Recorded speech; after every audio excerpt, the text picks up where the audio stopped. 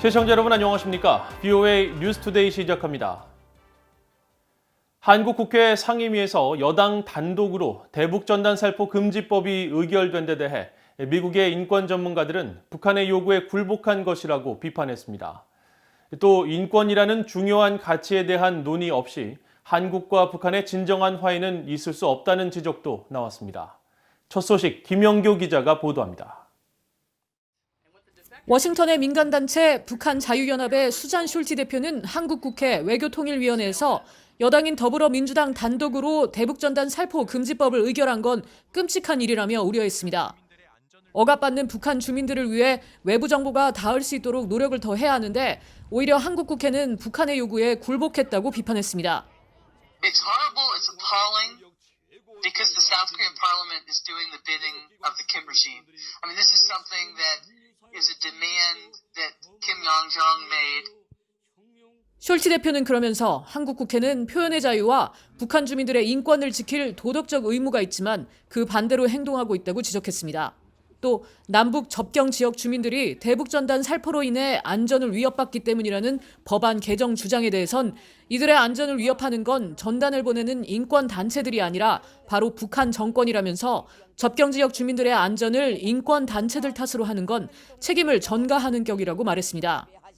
로버트 킹 전 국무부 북한인권 특사는 북한의 완강한 태도에 한국 정치인들이 보여주기식 응대를 하는 것 같다면서 대북전단 살포 사안이 정치적으로 이용된 불행한 경우라고 지적했습니다. Suddenly, politicians were scrambling to try to come up with a way to improve relations with North Korea. It seems to me that this is giving in to North Korea because the North Koreans are being obstinate, and because the North Koreans are being obstinate, we have to be nice to them. I don't see that it's moving things in a very positive direction. 킹 전 특사는 그러면서 진정으로 문제 삼아야 할 건 북한 내에서 정보에 대한 접근성을 개선시키기 위해 우리가 무엇을 해야 하는 것이냐 하는 것이라고 말했습니다. 그레그 스칼라튜 미국 북한인권위원회 사무총장은 대북전단 살포 행위는 얼마 전까지 한국 국방부도 스스로 해왔던 것이라면서 갑작스러운 한국 정부의 태도 변화를 지적했습니다. 그러면서 대북 인권 단체에 대한 한국 정부의 조치가 점점 강도를 높여가고 있다고 우려했습니다. First, we saw indifference toward North Korean human rights organizations. Then we saw repression, and now we're seeing open hostility with punishment. 스칼라튜 사무총장은 이어 북한의 인권이라는 매우 중요한 가치를 논하지 않고는 한반도의 통일을 준비할 수 없다면서 북한의 인권을 무시하면 진정한 남북 화해를 이룰 수 없다고 말했습니다. 한국 국회 외통위에서 처리된 대북전단 살포 금지법은 남북 군사 분계선 일대에서 전단 살포 행위 등을 할 경우 최대 3년 이하 징역 또는 3천만 원 이하의 벌금으로 처벌할 수 있게 하고 있습니다. 전문가들은 한반도의 통일과 평화는 민주주의 기조 아래 이루어져야 한다면서 한국과 북한이 관계를 성립해가는 과정에서 민주주의적 가치가 결코 희생돼서는 안 된다고 강조했습니다. BOA 뉴스 김현교입니다. 한반도 안보 환경에 집중했던 미국과 한국의 관계가 경제, 무역, 에너지 안보까지 확장됐다고 미국 국무부 고위관리가 평가했습니다. 마크 네퍼 미국 국무부 동아태 한국 일본 담당 부차관보는 3일 워싱턴의 민간단체 애틀랜틱 카운슬과 한국국제교류재단이 미한 경제협력을 주제로 공동 개최한 화상토론회에서 한국이 성장하면서 미국과 한국이 협력하는 분야도 확장돼 왔다며 이같이 밝혔습니다. 네퍼 부차관보는 이어 90년대 초에는 미국과 한국 양국 관계가 대북 억지력과 침투 방어 등에 집중한 안보 파트너십에 국한돼 있었다고 지적하고 현재 한반도 중심의 미한 관계는 세계적인 글로벌 동맹과 글로벌 파트너십으로 발전했다고 설명했습니다. But as Korea has grown and as Korea's prominence on the world stage has increased, so too has the breadth and depth of the U.S.-Korea relationship also grown. 이어 한국이 미국산 액화 천연가스 LNG 수입 1위인 점을 예로 들면서 미국은 한국의 에너지 안보를 제공하고 있다는 사실이 매우 자랑스럽다고 말하고 아울러 미한 관계가 전 세계에서 벌어지는 일과 상관없이 지속적으로 발전할 것이며 영내 가장 강력한 최상의 동맹 중 하나라는 점을 확신한다고 말했습니다. 조 바이든 행정부 출범을 앞두고 미국이 트럼프 대통령이 보여준 개인적 친분에 의존한 대북 협상에 나서는 것은 한계가 있다는 전문가들의 지적이 나왔습니다. 또 새 행정부 출범 초 비핵화 협상 의지를 밝히는 것이 필요하다는 공감대와 함께 비핵화 협상에서는 현실적인 목표 설정을 통한 단계적 접근 방법의 필요성과 그에 따른 문제점이 지적됐습니다. 오택성 기자가 취재했습니다. 워싱턴 내 싱크탱크 애틀랜틱 카운슬이 주최한 화상 토론회에서 로버트 아이논 전 국무부 비확산 군축 담당 특보는 지난 4년 동안의 트럼프 행정부의 대북 협상은 일정 부분 성과를 냈다고 말했습니다. 북한의 유일한 정책 결정자는 김정은 위원장이기 때문에 정상회담을 하는 것은 이점이 있다는 겁니다. 아이논 전 특보는 그런 트럼프 대통령이 너무 개인적인 친분에 의존해 성과를 내지 못했다면서 새로 출범할 바이든 행정부는 친분에 의존한 대북 협상에 나서서는 안 된다고 강조하고 비핵화 협상에서는 단계적 접근이 현실적이라고 주장했습니다.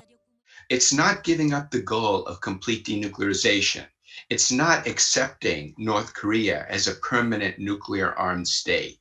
But it's saying that this is a long-term goal that has to be achieved step by step. 반면 마커스 갈로스카스 전 국가정보국 북한 담당관은 이런 단계적 잠정 합의 방식이 현실적일 수 있지만 북한이 이를 악용할 가능성을 경계해야 한다고 지적했습니다. They're trying to make some kind of partial concession to us to get some relief. So to Pyongyang, an interim deal is just really intended to get enough relief so that they can go back to business as usual. 김병현 서울대 교수 역시 행동 대 행동에 기반한 잠정 합의가 현실적인 접근 방식은 사실이지만 위험성을 포함하고 있다며 대비책이 필요하다고 강조했습니다. 북한이 단계적 합의에 나서게 되면 어느 순간 핵 보유국으로서의 지위를 인정해달라고 요구할 수 있는데 이럴 경우 제재를 복원하는 이른바 스냅백 조치를 둬야 한다는 겁니다. By halting the process of action for action at some point, North Korea wants to be recognized as a nuclear state.